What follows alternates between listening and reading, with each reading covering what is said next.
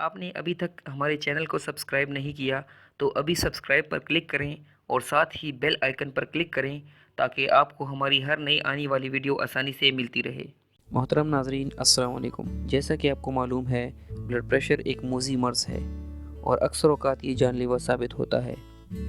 Blood pressure کے مریض انتہائی ہائی ڈوز کی میڈیسن استعمال کرتے ہیں جو بہت مہنگی بھی ہوتی ہیں، لیکن ہم گھر میں ہی کچھ ایسے گھریلو ٹوٹکے آزما سکتے ہیں جن کو استعمال کر کے بلڈ پریشر کی بیماری کو کافی حد تک کنٹرول کیا جا سکتا ہے۔ آج کے پروگرام میں ہم آپ کے لیے ہائی بلڈ پریشر کنٹرول کرنے کے لیے ایک زبردست اور آزمودہ گھریلو نسخہ لائے ہیں۔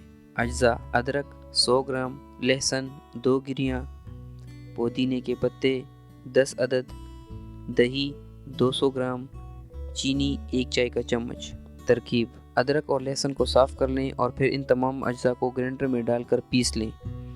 اب یہ ایک پیسٹ سا تیار ہو جائے گا۔